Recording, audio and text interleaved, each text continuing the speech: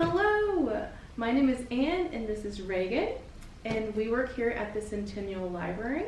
And today we're going to be, is our first episode of what we're reading, and we're going to be talking about young adult fiction that we enjoy as adults. Because just because it's YA doesn't mean you have to be a teen to read it. So there's some really good books out. Yeah, absolutely. So what are you reading? Okay, so my recommendation, my pick for this is the Morganville Vampire series. And I have it printed on a piece of paper because the library only has them in downloadable ebooks. But that means that you guys at home can easily put them on your e-readers. And there's 15 of them. We have all of them. So they should keep you busy during our However long lockdown. you're in quarantine for. Yeah, exactly. So Awesome. So tell us a little bit about the series. So the series opens up and it's about our main character, Claire. She's like 16 or 17, but she's really smart. So she's going to college early. So she moves to Morganville to go to school and very quickly learns about the vampires in the city. So what's cool is that Morganville is set in Texas. It is a fictional town that is run by vampires. So the people who live there have to pay them blood tax. And most of the students don't actually know about them because they don't stick around long. They go to school and they leave. But Claire gets into trouble a lot. So she figures that out quite quickly. Okay. Yeah. So is there like a mystery part to this series, or is it more science fiction fantasy? I think it's a little bit of both. The vampires they're kind of quirky and they're kind of weird and they're all very ancient. Like there aren't any young vampires, and you find out like about partway through the series that it's because nobody taught the younger vampires how to make vampires.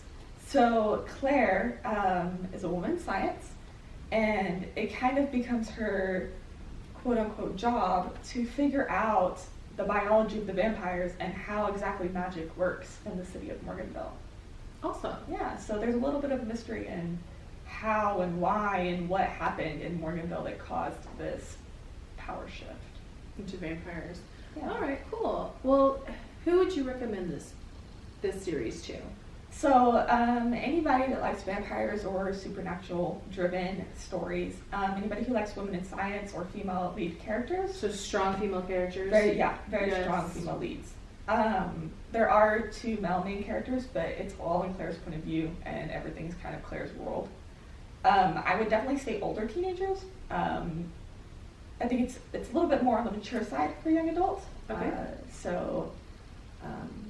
Anything that they need to be aware of? Like, is there cursing or anything like that? You know, I do not remember there being much cursing. There is I think one of the guy characters talks a little harsher than the others, but it's mostly just a little bit mature on like the relationship side. Mm-hmm. And there is some violence. It's not, I wouldn't say graphic, but I would definitely say PG-13. Okay.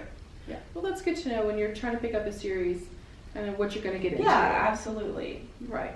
Yeah. Awesome. Anything else that you want to talk about the series?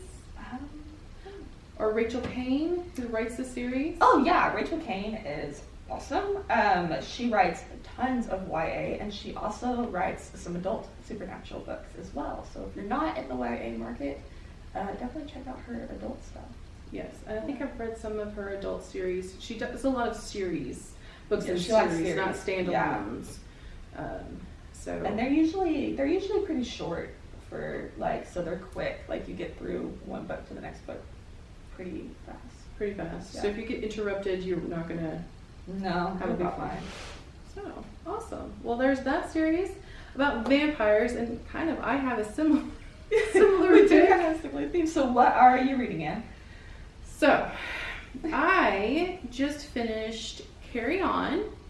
Do not let the size of the book fool you. It is actually a very quick read.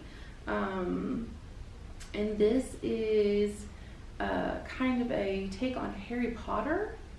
And it's about Simon Snow, and he's at a magical school. All sounds very, very familiar still.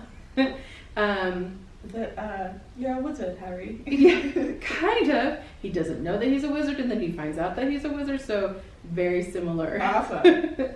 I will say that I started this one and I was a little bit taken back because the way that she writes is that she assumes you already know the world that she's talking about and the characters because they were mentioned in her previous book called Fangirl. So I definitely recommend reading Fangirl, which is another YA one, before you read Carry On. Fangirl is about a girl who starts college and the things that she goes through. There's romance and her struggles with that. It's set in the real world, but she writes fan fiction, and her fan fiction is Carry On. So Are these the main characters right here on the cover with the hearts? Oh my goodness, they are. That is, yes. So they're there, and so definitely read this one if you have any interest in reading Carry On. It is very light reading, nothing too stressful. There are some monsters and some fight scenes. I will say that there is a LGBT element to this. So that's why the boys are in hearts on the other cover? That's why the boys are in hearts on the other cover. It's not a very big element to this book because it's the start of their romance, but the book is more than just their romance. That's just a very small part of it. Right, because they're fighting monsters and stuff. They're fighting monsters and they're wizards, Harry. It's really hard to find time because your boyfriend when you're fighting monsters, right? Exactly. So Carry On is the first one. The second one is Wayward Son. I have not started this one, so I can't give you a review on this one. And there's also a third one that's coming out too. So that'll be hopefully sometime probably this year or next for that book.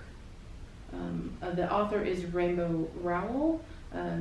If you like character-driven stories, she does a fantastic job with that. And she also has a romance fiction for adults called Landline 2. I haven't read that one, but I hear interesting. Yeah, I heard it too. So, I mean, I like everything that she does. Yeah, she's great at it. Right. So these are in our library. These are in our library. Not all of them are available as a downloadable. We do have them as print books. So if you would like to give us a call, we can place them on hold for you. And we are doing curbside pickup at our downtown location, so you can pick them up downtown if you want. So that's it for our reviews. If you have any recommendations, or if you've read these and want to tell us what you think about them, please let us know. Absolutely. Because we're always looking for new books to read and to add to our to-be-read piles. Which are actually quite big because we, even as librarians, don't have that much time to read. So thanks and stay safe. And tune in next time. Yep.